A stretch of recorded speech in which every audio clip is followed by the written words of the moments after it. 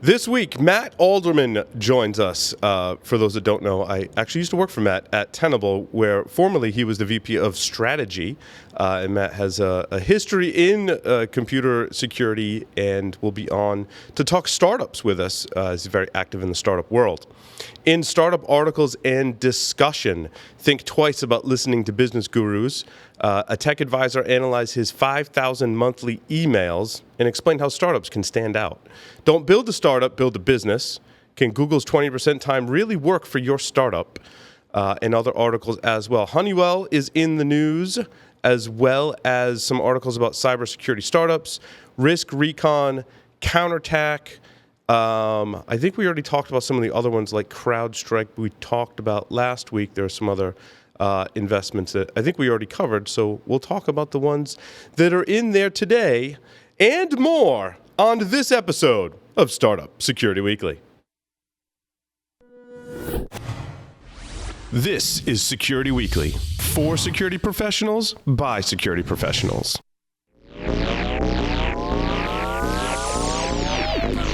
Broadcasting live from G-Unit Studios in Rhode Island, it's the show about security startups, how to secure your startup, and advice for security startups. It's Startup Security Weekly. I need it from the top.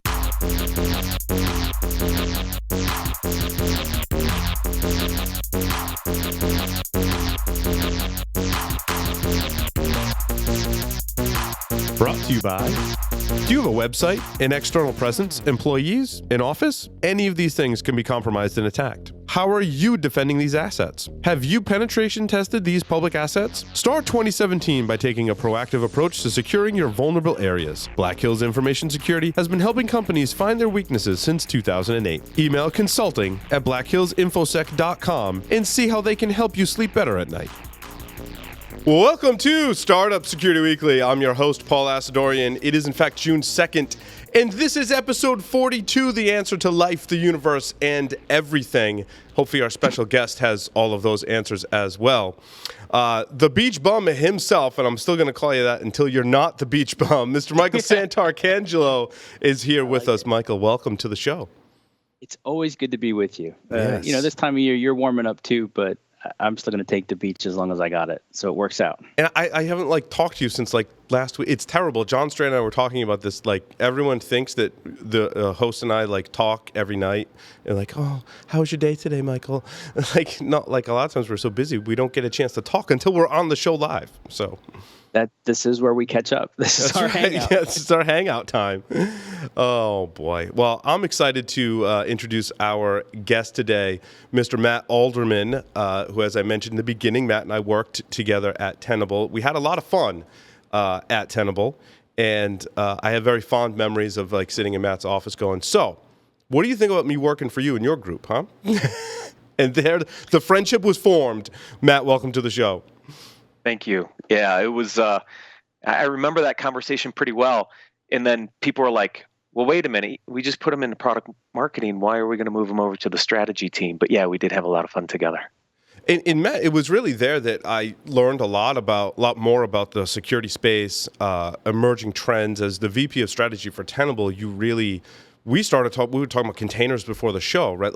Over a year ago, you and I were talking about, well, how does that impact vulnerability management? How does SIEM in the cloud impact our market space? And all these things, the next generation web app. I mean, we've had these the companies that we talk about today on Enterprise Security Weekly and Startup Security Weekly are stuff that Matt and I were talking about over a year ago because it was Matt's job to look at the strategy for the company. And you never did give me full credit for both of these new shows because the work we did at Tenable created Enterprise and Startup Security Weekly. Well, and you know what I was like, well, now I'm not at Tenable. I'm like, I really am interested in these topics. What are we going to... I'm like, well, let's just make a show out of them so I still get to research and talk about them. And that's essentially what we did. And it turns out people really like hearing about it. So here we are today. Now, Matt, what you are involved in the startup world, explain kind of your involvement in how you follow and track and help companies today. Yeah, so when I left Tenable about a month ago or so, I decided to do a little advisory work on the side. So I've been connecting with different VC firms, some of their startups, in trying to help them get to the next step. Now, Ron Gula and I have stayed very close. Mm-hmm. Ron's been doing some incubator work and some acceleration stuff. And so I've talked to a number of his companies. We're trying to figure out, how to get the company kind of to the next level. Some of these guys are pre-Series A, some are A or B round, but are really starting to look for kind of the next, kind of steps to accelerate the business. So I've been doing a little bit of on the side while I've kind of figured out where's my next permanent home. Right. So there's a number of them that I've been kind of working with over the past 6-8 weeks or so. But even before that, I was sitting on advisory boards for One World Labs. I've tried to stay pretty connected with the VCs.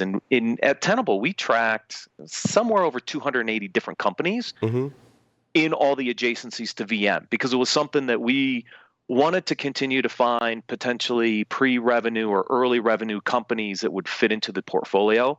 So I've been doing this for the last 3+ years, even when we were at Tenable, just trying to figure out who's out there and who might be a good fit. So a lot of startups, I feel like, Matt, they start out with hopefully what is a really good idea. And then, they may get like a seed round or some angel funding, and they're solving what I believe to be like a really niche problem. And I think where your advice could come in is, do they have to grow the product? And if they do grow the product and expand functionality, where do they go? So, like, what are some of your conversations around, okay, well, we're solving this problem. Like, what if we were to branch out and do this other thing? What does that look like? And what kind of advice do you give companies looking for that next step? Yeah, I think the biggest challenge most of the startups have right now is they have a great technology or product. They have an idea. Part of the problem is they haven't extracted out what's that longer term vision, right? What do they want to be when they grow up? Is kind of a simple way to say it, right? Do you want to go change the way SIMs are redone? Do you want to change endpoint detection or there's all kinds of examples. Every company has a unique vision and point of view of the product that they're building, right?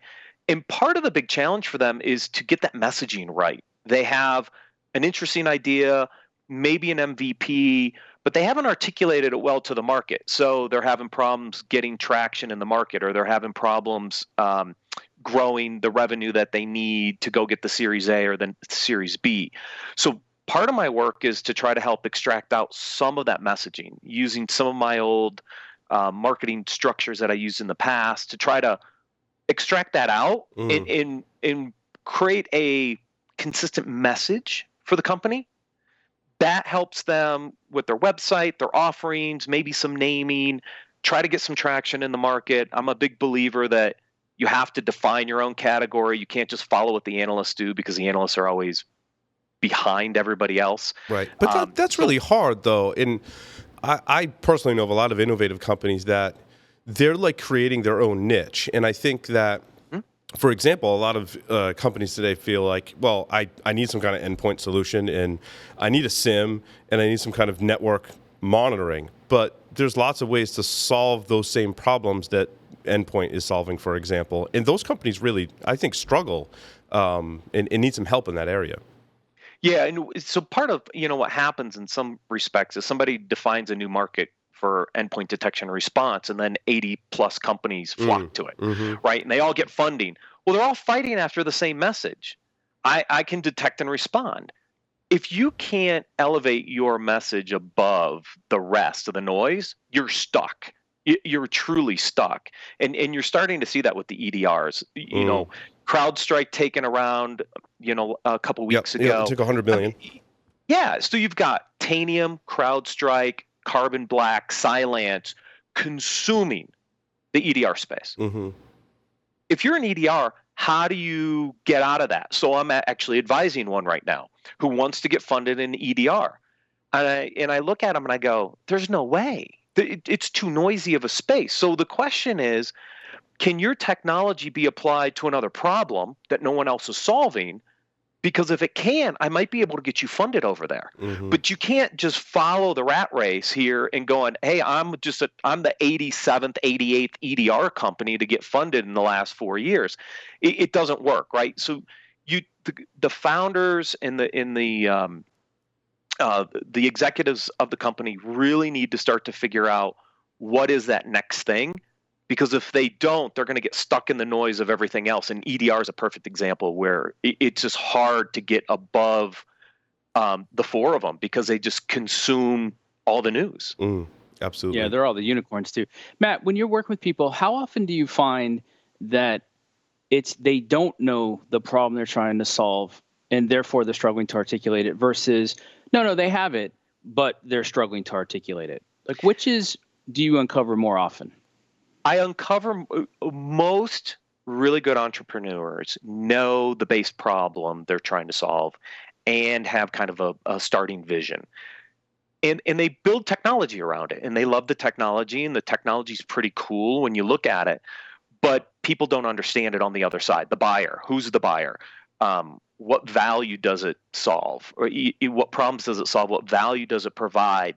That's really hard for technology companies, I think, to get across. I rarely run across a company that hasn't figured out the problem they're solving or the vision. It's typically the articulation of those so that they can start to get some traction in the market. That's the bigger one I'm seeing right now. So, Matt, who are some startups that you're working with that like get you really excited? I mean, you said at Tenable you were tracking over 200. Are there particular ones that you want to highlight for our listeners? I think a large portion of our listeners are folks that want to know who the new innovative companies are that are doing really well, that have technology that works, so they can evaluate it. Yeah, so I put together a little list this morning of different segments that I'm tracking that I like. And some of the companies, now I'm not advising all these companies. Some of these people I've seen out there that I think are doing innovative things. A couple of these folks I've been talking to and trying to help along the way. Let's start with WannaCry for a second, right? Because that's all the news lately. Everybody's like, oh my gosh, I can detect WannaCry. And my answer is stop crying, just patch. So there's an interesting patch management company up in Boulder called Automox that allows you to automate the patching side. Their traffic has increased by like double since WannaCry. I kind of like what they're doing. They're more small, medium enterprise, people that don't have resources and the big patch management processes in the enterprise. A very simple way to just check for updates and apply patches, right? I mean, everybody had a 2-month window to patch for WannaCry, and obviously a lot of people failed doing that for whatever reason. So I like them. You've got people in the automation side. I do like the kind of the security orchestration automation space. Response Software is building a product right now. Some of their folks are here in Colorado, and they're more on the response and the automation of the playbook side, which I think is an interesting space when you detect. Let's see. In the container space, I love the container and application security space. Have for a while. We were talking about containers earlier. So Banyan Ops, which is out of California, Taryn, the CEO, and I have been talking for a little bit. We did some analysis of their software at Tenable, but he reached out to me after I left and said, hey, can you help me a little bit? And he's got an interesting product that helps discover the microservice communications, which helps to discover these new complex apps. And then he's looking at ways to put security and protection around them. I like what they're doing. Melinda went over to StackRox. They're getting ready to release a product here pretty soon in the container space, which obviously I love. Apparetto just got funded a couple weeks ago. I knew them pretty early on before the funding round. Again, these are 3 companies in the container space that are going to start to make some noise here really, really soon. I like all of them. Some of them do some similar stuff, but the space is hot, right? And that's kind of the next evolution. How large is that? Security. How large is that market, in your opinion? If again, the other audience that listens to the show, I believe, is people who want to create a startup in security. So, how big of an opportunity do we have, with this DevOps and container? I think trend that is. I mean, it's not going away, right? No, it's not going away, and I can't put a number to it. I haven't tried to do that analysis yet. No one's asked me to do that yet. But think about this, right? We're moving away from data centers into cloud infrastructure. We're going to build these new applications with DevOps processes. They're all going to leverage containerization as part of these new applications, and the market's only going to get bigger. Now, there's a lot of legacy sitting around, And eventually that legacy environment's going to migrate over to the new container world, which is only going to make that market continue to expand. So it's not huge today, but it's going to get bigger and bigger and bigger as we move legacy apps out of the data center into these new container-based apps up in the cloud. And so I think it's a really interesting market that's going to have a lot of growth potential to it over the next 3, 5, 7 years, because that's what companies are, they're going to keep moving there. Right. Even locally, there's a lot of, it makes a lot of sense to put containers in, even if you're going to run it locally in your own cloud or in your own infrastructure. There's stuff that still needs to run locally, and of course, it's very applicable to the cloud. So Right. I think for that reason, like, it's going to be a pretty decent-sized market. Yeah, one of the other companies that I've been doing some work with is an EDR company, Digital Immunity, up in Boston, and they're one that's been trying to get funded in the EDR space, and they have a really good EDR product. I actually like it because it's kernel based, but because it's kernel based, it can also address the container side of the equation, right? And so, is there an opportunity to port the technology over and address containers where they can actually do a memory? Oh, Matt froze there. Oh, he's still frozen. Image. Oh, he's back. You froze there for a moment, Matt. Oh, I'm back. Sorry. You're back now. Yeah, sorry. So I was saying, can they port their EDR technology over to address the container side of the equation? I think that's a very interesting possibility. And if it is, they have a really unique offering there for kernel-based memory, not only of the endpoint, but potentially of the container environment themselves. So there's just some interesting stuff that's out there that I've seen over the past few weeks. That's awesome. Michael, did you have other questions for Matt? I want to hog the stage.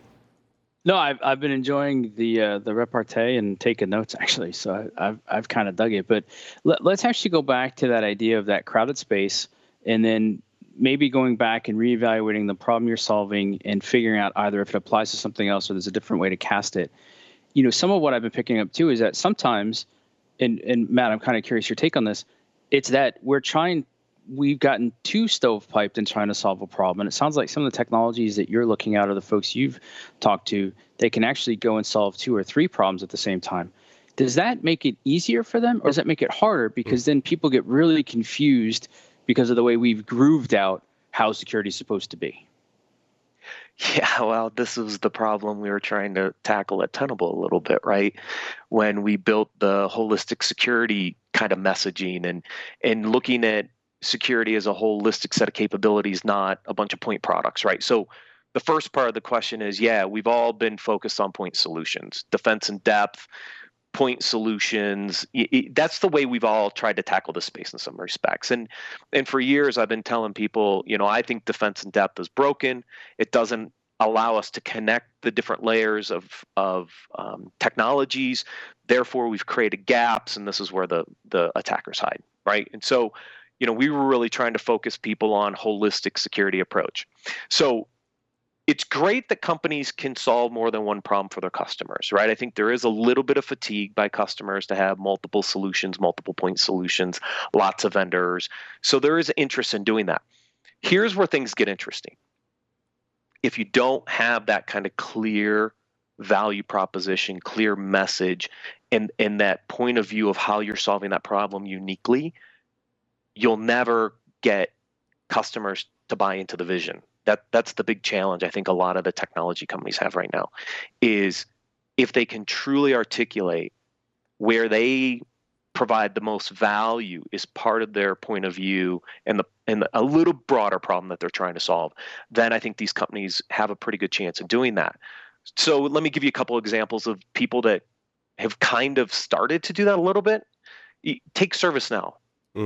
IT service management space, right? They own the category. It's theirs. They've completely reinvented ITSM. Now what you're going to see from them, and you're starting to see it a little bit, is this expansion more into the security and GRC side. Can they, taking their core asset database, start to bring security and compliance capabilities onto that platform to start to solve security and GRC in a unique way?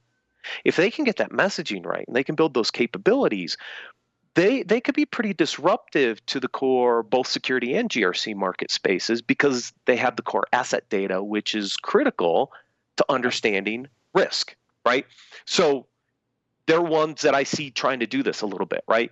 The smaller guys, it gets a little harder though, right? Because they start as a point solution. They have to build enough brand equity before they can start to go broader. And so it's harder for somebody like that to do it. So you see a little bit of a mix depending on who they are and what space they're currently in. So if you're a startup today, and to use ServiceNow as an example, do you integrate with ServiceNow, or do you take what they're doing in security and just do it better so that you keep them out of the space? Or I guess that depends on your strategy. Like, how do you approach each of those decisions? Yeah, well, I mean, obviously ServiceNow is the 800-pound gorilla from the IT asset side. So I think you have to integrate with them in some respects. The question is, based on where you want to go, do they become a competitor or not? And therefore, long term, are they friend or foe? And smaller companies can get a lot of traction by leveraging an integration with a ServiceNow or a Palo Alto or a Splunk or whoever. They all have ownership in their categories in some respects, right? And so there is advantage to partner with some of those folks. But if you can't do it better or different, then it will be hard to compete if you think they're going to be a competitor. And that's when you have to just know when to kind of cut your losses. Pivot. Maybe go a different way. Yeah. Right. I think of the or it becomes an acquisition plan, right? Like that your exit is get good enough, fast enough that it's cheaper for them just to buy you than to try to crush you 6 months down the road. Yeah, I mean, Cisco's a great example of this, right? Every single Cisco acquisition over the past couple of years has been a strategic partner like Landcope or some of these other ones, right? That they augmented Cisco.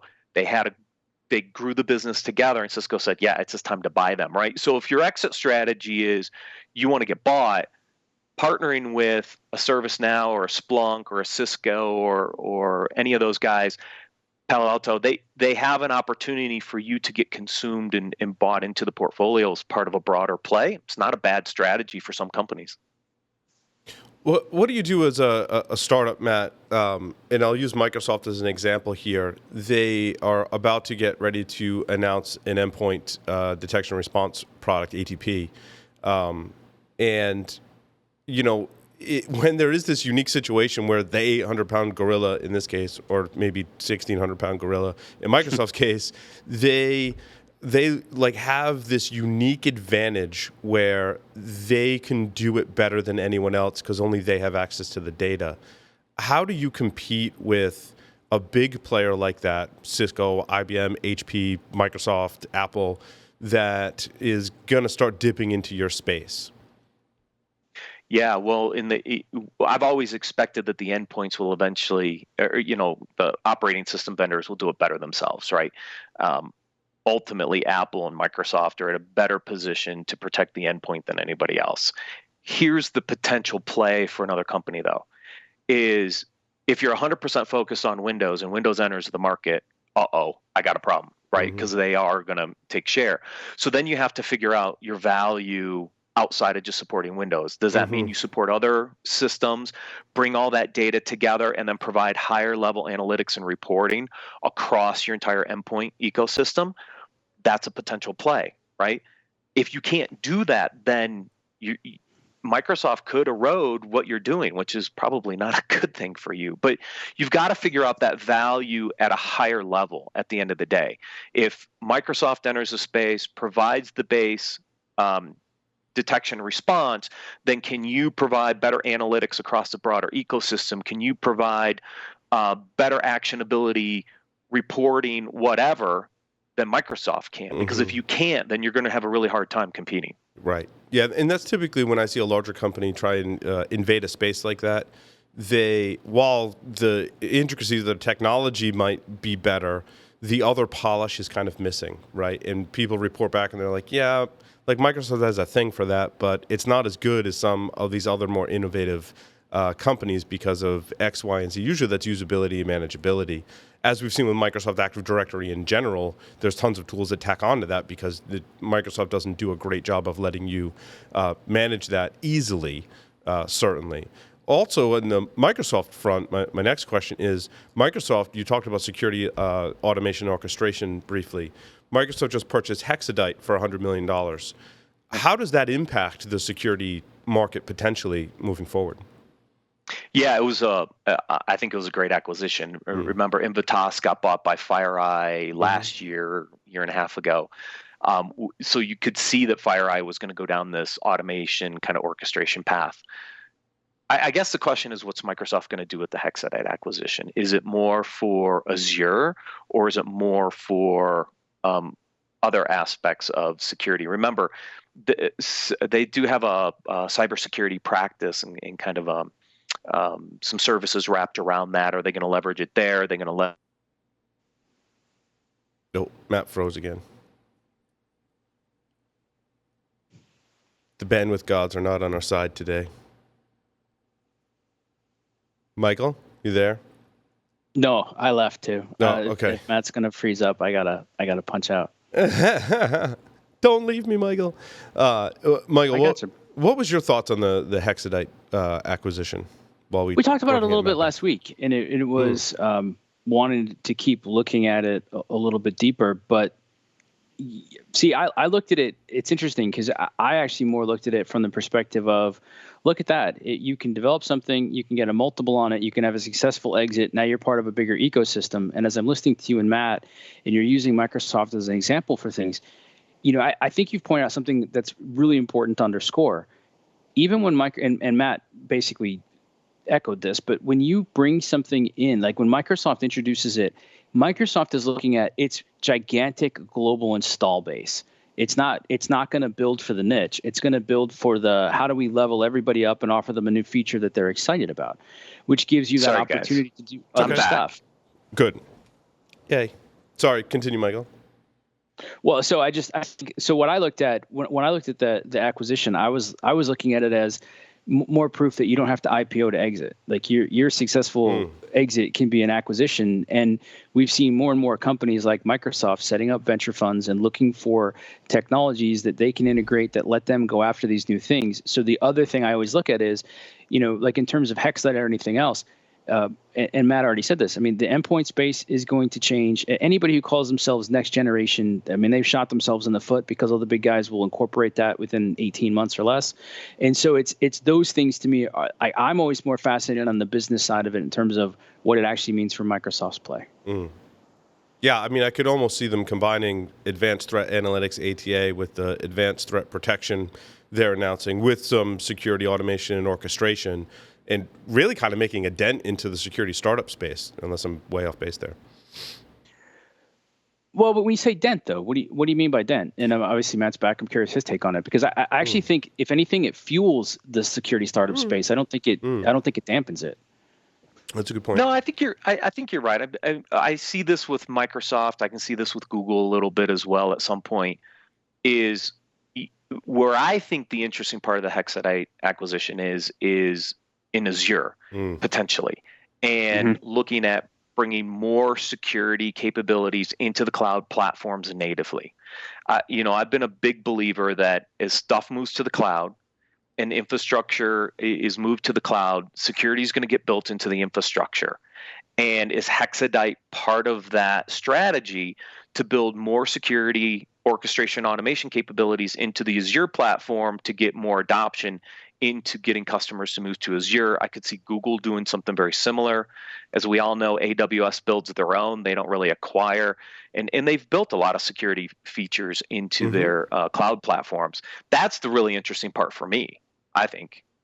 Yeah, it almost, part of me wants to say that the landscape is so big and the offering is so wide from Google and Microsoft in this example that there'll be room for companies to go in and add value in addition to what's already included in the platform. Absolutely. Yeah, and it's going to reveal No, go ahead, Michael. I'm sorry. I was going to say it's going to reveal new problems. Yeah. Yeah, and if Microsoft continues to acquire technology in the security space, it does create an interesting, exit for some of these companies that are looking for homes that they may not be able to come out IPO. I mean, Michael, you brought up a good point, right? The exit strategy doesn't have to be IPO anymore. Look at where the markets are and how many high IPOs have we had, right? Right. It's still low. We've had what? Okta went, MuleSoft went, Snap went. Okay, but where's the floodgates opening? This market's going like gangbusters, and you don't see the people exiting that you would thought would exit, like Titanium or some of these guys. Yeah, who just delayed their IPO, right? Yeah. I mean, they just took a big round. Equity round, which is just a big delay, and it's funny, you look at it, right? Q1's all propped up by Snap, but go look at their overall performance. But then go look at, so Honeywell just opened up a fund, Symantec just opened up a fund, Microsoft launched Microsoft Ventures. Private equity space is dumping cash like it's on fire into the space. How many security funds got started in the last year? Those exits, the buy side on Fortune 500 is heating up, and I think there's a lot of confusion in that space. And so, that's like, I keep looking at all in totality, and I go, this is a great time to be a security startup. But I think, Matt, you pinned on it. You've got to know the problem you solve. You got to know the value.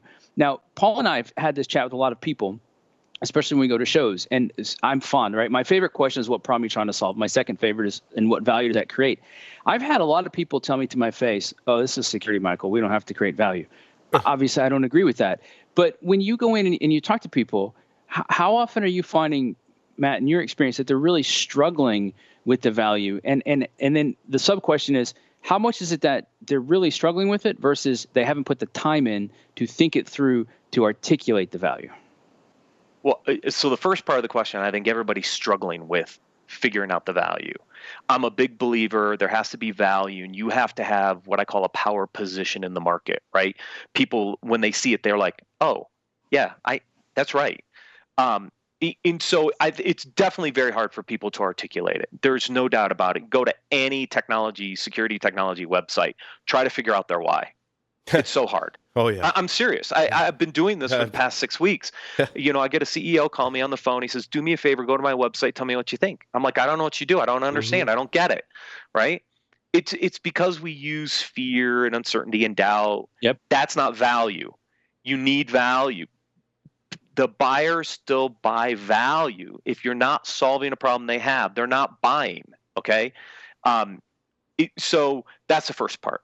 The second part is, I think it's hard because they've never gone through the exercise of trying to really break down their vision, their point of view, really articulate the problem in a way that they know how they solve it uniquely in the space. And when you can do that, your value starts to come out. Your differentiators start to come out. This message around why I do it different or better is easier to articulate. And if you can do that effectively in a very simplified way, people will start to come, I believe. And I think that's where a lot of people are struggling right now, is they've got really cool technology, but they don't understand the problem it's solving or the value it provides to their buyers. Heck, some of them don't even know their buyers, to be quite honest. They don't know if they're selling to the CISO or the 2 levels below the CISO. The answer I get on that a lot? I get this. Ready? Michael, there's too many. I can sell to anybody. And it's the same thing with value, right? If there's no value, there's no priority. If you can sell to everybody, then you're selling to nobody. But you're right. If you're selling to everybody, then you have N conversation discussions, right? And now you have to teach your sales force how to have N different conversations depending on who you're talking to. So message goes even one step further, and that is the whole sales enablement, the whole sales process. How do you talk about the company based on who the buyer is? This has such a huge downstream effect. Listen, we can build the best technology in the world, but if we don't have sales, we're dead. Yep.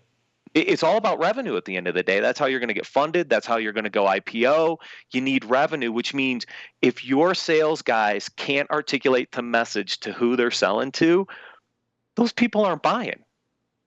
Well, and then there's a second phase to that, which, Matt, you probably single-handedly taught me, is that how you package your products. Okay, so now you've convinced them, yes, you should buy this. If you get to that purchasing stage, one of the things that Matt and I worked on together was, well, how do you package all the services? Like, how do they buy it? What do they buy? Is it subscription? How much is the subscription? How deeply do you let them break it down? And those are equally as important, because the sales process can completely fall down on its face if the customer is confused as to what they're buying and how they're buying it. Yeah, that's true. Yeah, packaging and pricing is another important piece. I mean, now everybody's selling subscription these days. That's how people are used to buying. The question is it annual subscription? Is it monthly? We're moving to a consumption-based model more and more with the cloud.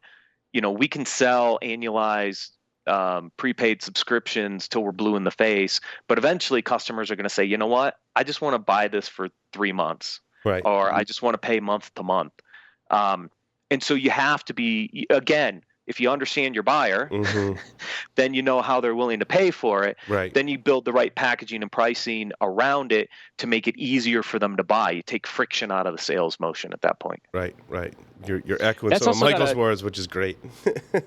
Yeah, no, I've thoroughly loved, like, you're the real life example of a lot of the things that get me excited. But it also sounds too like pricing and packaging is going to come down to value, right? So if people want to keep driving you to smaller pieces, your price has always got to be able to allow them to obtain higher value than they could get any other way, and then still and then create value for you offering it in that way. And so when people say, well, I mean, it's security, I can't do value, I'm always like, then how the hell are you pricing it? Like, how are you getting a return? And it sounds like unit economics are probably still a challenge for a lot of folks when you take a look at it. Absolutely. Yeah, I mean, your pricing models have to focus on outcome.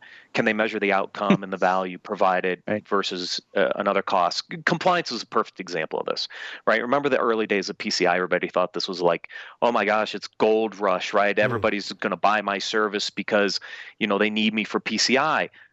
But when the mitigating controls cost more than the fines, people aren't going to pay. Yeah, fine's a good choice at that point. Right, exactly. At that point, I'll just pay the fine. Why would I spend $1 million if the fine's, $50K or whatever the number is, right? So if you don't understand that about the market and the buyer that you're selling into, then you can price yourself out of the market where people are like, I don't need to buy you. Right. We're running short on time. I did want to just quickly get your take, Matt, on OneLogin. They are in the SSO space, and they're a Series C funded company. Their latest round was in 2014 for $25 million.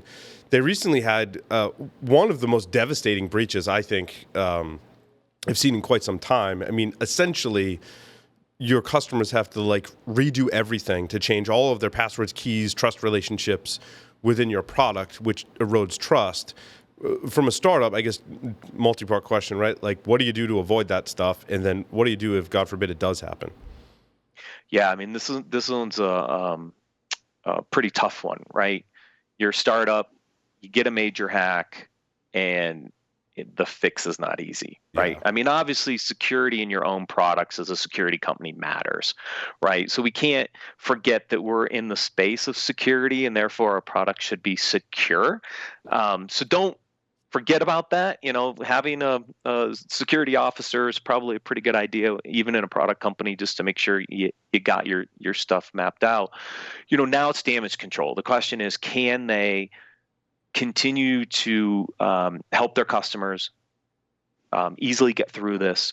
Can they rebuild their reputation and their brand? If they can't, it's probably the end, unfortunately. But right. Yeah, I mean, this is one of the downsides of major breaches and brand damage.